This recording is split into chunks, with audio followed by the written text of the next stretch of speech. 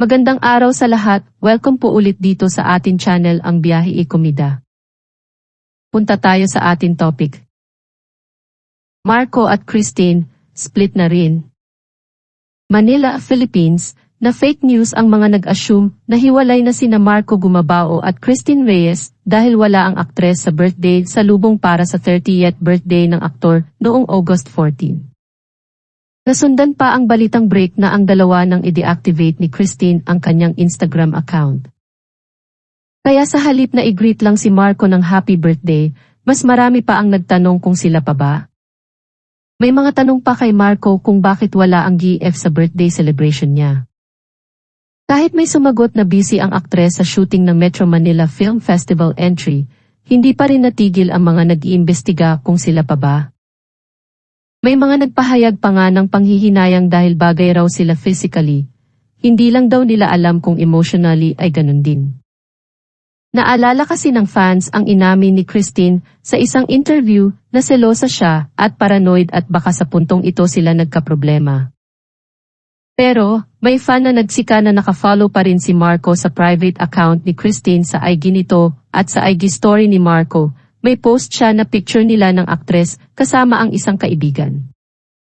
Tama naman dahil kahapon, may post si Christine sa Facebook, photos nila ni Marco at may caption na, "Mahal ko yan."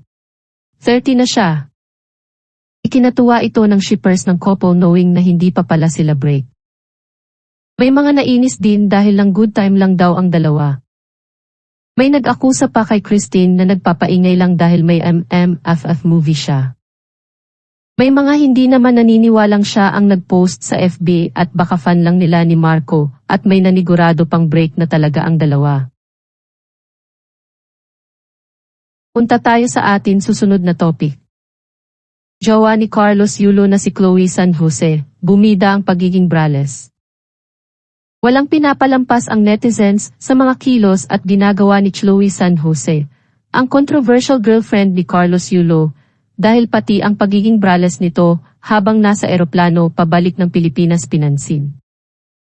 Aliw ang comment ng isang netizen na may pabraless si Madam na naging dahilan ng iba na i-zoom in ang picture niya. Nakita nga nilang braless siya, pero silang dalawa lang naman ni Kaloy ang nasa picture, wala silang kasama. Sa isang ang photo, tinakpan niya ng mga braso ang chest area niya. May comment pa na, free the nip ang peg niya at ang wish na sana worth it ang pagdami ng kanyang bashers, may monetize niya para hindi sayang ang pambabash sa kanya.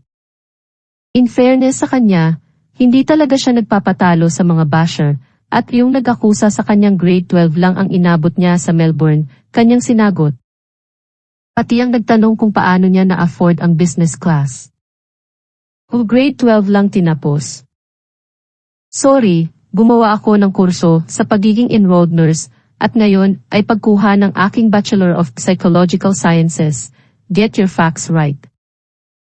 Hindi ko kailangang ipaliwanag ang bawat kita ko, basta alam ko na kaya ko itong gawin, LOL.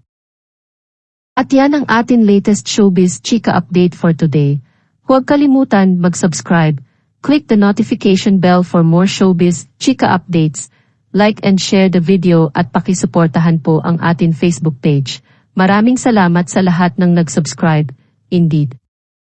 Magandang buhay sa lahat, paalam.